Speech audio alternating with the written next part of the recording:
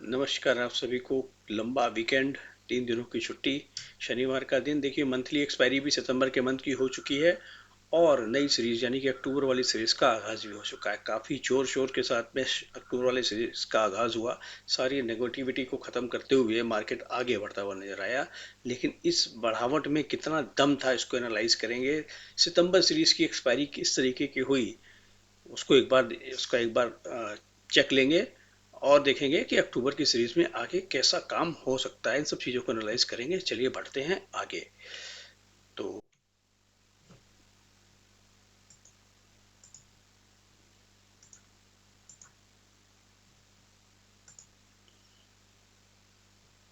देखिए अक्टूबर के महीने में, सितंबर के महीने में जो एफ एंड ओ वाले सेगमेंट का अदर देन निफ्टी जो गेन रहा, 1.1% का गेन रहा, जबकि निफ्टी का गेन 1.5% का रहा। अब एफ एंड ओ वाले स्टॉक्स में से आपके काफ़ी सारे स्टॉक बढ़ चढ़ के बंद हुए। 100 स्टॉक चढ़ के बंद हुए और 83 स्टॉक बिना चढ़े बंद हुए, यानी लाल निशान में बंद हुए। वहीं जब इस सीरीज का आगाज हुआ पहले दिन, तो 155 स्टॉक हरे निशान में बंद हुए और सिर्फ 28 स्टॉक लाल निशान में बंद हुए। तो प्राइस वाइज देखा जाए तो आगाज अच्छा था, उसमें कोई दिक्कत वाली बात नजर नहीं आ रही। अब देखते हैं कि जो टॉप गेनर कौन कौन से रहे इस महीने के, पिछले महीने के टॉप गेनर कौन कौन से रहे। तो एक नज़र उसके ऊपर जल्दी से मार लेते हैं, फिर आगे बढ़ेंगे। देखिए आइडिया 28%, पीएनबी 26, कोल इंडिया 26, एमसीएक्स 24, ये रहे टॉप गेनर। इसके अलावा पीएफसी, आरईसी, कैनरा बैंक ने 15 से 16%, 17% तक के सबने रिटर्न दिए। ग्रेनुअल ने 14 का दिया, बलरामपुर चीनी ने 13, बैंक ऑफ बड़ौदा 12 और डालमिया भारत 12। वहीं एलएनटी ने दिया 11% का रिटर्न। डॉक्टर लाल पैथ ने भी 10% का रिटर्न दिया। तो ये तो रहे आपके गेनर। वही लूजर कौन रहा? लूजर में सबसे पहले नाम आता है आपके किसका, आपके डेल्टा कॉप का। डेल्टा कॉप ने दिया 22.5% के माइनस रिटर्न। वेदांता ने -10.5, गुजरात गैस ने 7.5 माइनस में, सिप्ला 7.5, बिरला सॉफ्ट 6.5%, और India bull housing 6%, Godrej property, pi industry 6%, ABB भी 6, इंडिया मार्ट, कोफोर्ज भी 6, जेएमआर इंफ्रा भी 6, सन टीवी भी 6 और बाटा इंडिया भी 6। इन सब ने 6% के नेगेटिव रिटर्न दिए। तो ये तो बात हो गई पिछले महीने की।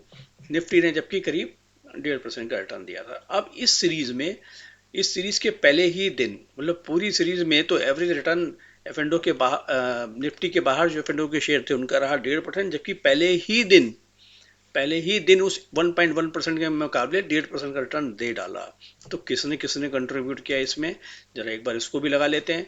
और उसके बाद थोड़ा सा एनालाइज करेंगे कि भाई वो जो रिटर्न जो दिया उसका पास्ट डेटा कैसा बना, आज का डेटा कैसा बना और फ्यूचर का डेटा क्या बनने की उम्मीद है।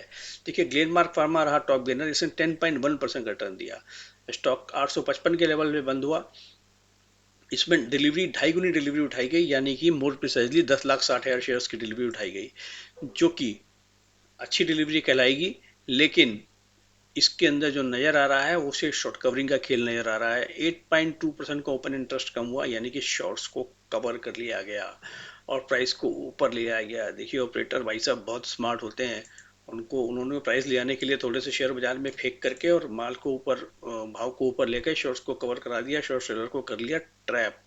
अब आगे क्या करेंगे वो देखने वाली बात है। लेकिन उससे पहले उसका थोड़ा सा डिटेल डेटा जो हमारे पास लगा हुआ है उसको एक बार देख लेते हैं। इसमें देखिए जो डिलीवरी का जो परसेंटेज है ना, इतना वॉल्यूम हुआ लेकिन सिर्फ 11% डिलीवरी उठाई गई।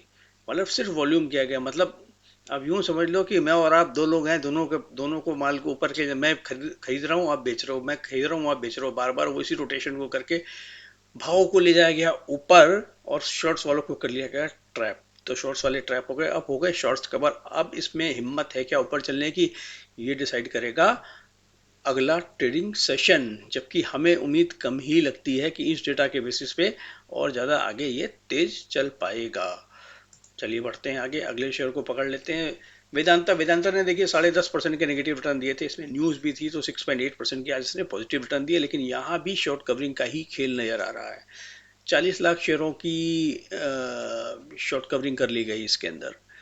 तो जबकि डिलीवरी का वॉल्यूम 1.7 टाइम्स था, ठीक ठाक था, कोई बहुत ज़्यादा कम नहीं ज़्यादा नहीं, ठीक था। लेकिन कुल मिला के ठीक है यहाँ भी मामला। लेकिन शॉर्ट कवरिंग की वजह से पड़ा है। फेंडो फ्यूचर्स के अंदर कोई लॉन्ग पोजीशन बनती हुई नजर नहीं आई।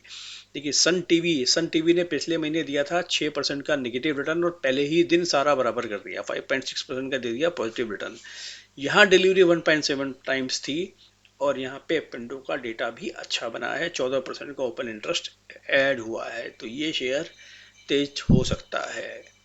हिंडाल्को में भी सेम कहानी थी, शॉर्ट कवरिंग का खेल था, रिटर्न दिया इसने 5.5% का। L&T फाइनेंशियल होल्डिंग, इसमें शॉर्ट कवरिंग का खेल बिल्कुल नहीं था, इसमें नए लॉन्ग बनते हुए नजर आए, और शेयर में डिलीवरी भी अच्छी खासी 3 गुनी करीब उठाई गई, और फ्यूचर में लॉन्ग पोजीशन में बनी, तो यहाँ भी सब कुछ बढ़िया ही है। डॉक्टर लाल पैथलैब हमारा पसंदीदा शेयर था पिछली सीरीज का। पिछली सीरीज में इसने आउट परफॉर्म किया 10.7% के रिटर्न के साथ, और पहले ही दिन 4.8% का और रिटर्न दे डाला, तो इसमें भी डेटा अच्छा बना है। ओपन इंटरेस्ट 14% का ऐड हुआ है, डिलीवरी 2.5 गुनी उठाई गई। RBL बैंक 4.7% चढ़ के बंद हुआ, डिलीवरी इसमें उठाई गई ठीक ठाक, और ओपन इंटरेस्ट भी 3.5% का ऐड हुआ है, तो ये भी ठीक है। और औरो फार्मा में भी ठीक ठाक रहा, 3% की डिलीवरी उठाई गई, और 4.7% ये चढ़ के बंद हुआ। इसके अलावा ये तो हो गए टॉप गेनर। देखिए नेशनल एल्यूमिनियम में भी शॉर्ट कवरिंग का खेल नजर आ रहा है, NMDC में भी शॉर्ट कवरिंग का खेल नजर आ रहा है, वहीं जील में भी शॉर्ट कवरिंग का खेल नजर आ रहा है, और मेट्रोपोलिस में भी हालांकि 4% चढ़ा, डिलीवरी कम है, और शॉर्ट कवरिंग का खेल नजर आ रहा है। जबकि डॉक्टर लाल पैथ में ऐसा नहीं है। मेट्रोपोलिस और डॉक्टर लाल पैथ दोनों एक ही सेक्टर के एक जैसा ही काम करने वाले बिजनेस हैं, लेकिन एक पे शॉर्ट कवरिंग का खेल नजर आ रहा है, दूसरे में डिलीवरी बेस्ड अच्छी बाइंग नजर आ रही है। तो डॉक्टर लाल पैथ पे रखनी चाहिए नज़र, और इसको थोड़ा सा इस पे भी नज़र रखनी चाहिए। अगर आप इसको शॉर्ट करना चाहते हैं, तो लॉन्ग करना चाहते हैं तो भी नज़र रखनी चाहिए, क्योंकि ऐसा डेटा बनता नज़र नहीं आ रहा है। अब जरा देखते हैं कि पहले दिन गेनर लूज़र कौन कौन से रहे, तो लूज़र को लगा लेते हैं एक बार, और लूज़र जो जो रहे उसके ऊपर थोड़ी सी बात करेंगे। लूज़र हालांकि कुल मिला के 28 ही लूज़र रहे फंडों में, लेकिन फिर भी देखते हैं कि लूज़र रहे तो रहे क्यों। देखिए नवीन फ्लोरीन 13% गिर के बंद हुआ, और इसके अंदर 136% का ओपन इंटरेस्ट ऐड हो गया। इसमें देखिए खबर थी कि इनके एमडी ने रिजाइन कर दिया है, तो एमडी रिजाइन करेगा तो शेयर तो गिरेगा ही। वहीं अदानी इंटरप्राइजेस 2.5% गिर के बंद हुआ, MCX 2.2% गिर के बंद हुआ, कोई खास बात नहीं है, 10% का ओपन इंटरेस्ट ऐड ही हुआ है, अच्छा चल रहा है ये, तो ये नॉर्मल प्रॉफिट बुकिंग जैसा ही सीन दिखता है इसमें। अदानी इंटरप्राइजेस में 6%, इसकी बात क्या करेंगे, तो अपने हिसाब से चलता है। बलरामपुर चीनी में ओपन इंटरेस्ट ऐड हुआ है, प्राइस गिरा है, हालांकि थोड़ी सी माइल्ड प्रॉफिट बुकिंग नजर आती है। बॉश बॉश में 4%, 1.6% गिर के बंद हुआ है, लेकिन ओपन इंटरेस्ट ऐड हुआ है, तो इसमें भी कोई खास बात नजर नहीं आती। मतलब गिरने वाले शेयरों में कोई खास बात नजर नहीं आ रही है, माइल्ड प्रॉफिट बुकिंग ही दिख रही है।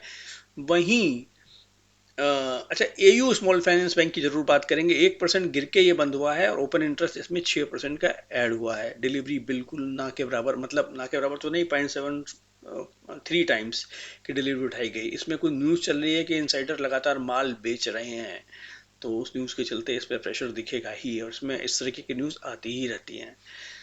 तो गेनर साइड में जिन्होंने अच्छा गेन दिया है, उसमें मेनली जो कंक्लूजन इस वीडियो का निकल करके आता है कि जो गेनर्स हैं वो mainly on account of short covering gainer हैं। डिलीवरी का ऐसा कोई खास अ, दिखाई दे नहीं रहा है कि कोई खास डिलीवरी, बहुत बड़ी डिलीवरी उठाई गई हो इसलिए प्राइस बढ़ा है। डिलीवरी कुछ शेयरों में उठाई गई है, लेकिन जो बहुत ज़्यादा चले हैं उनमें शॉर्ट कवरिंग का खेल ज़्यादा नजर आ रहा है।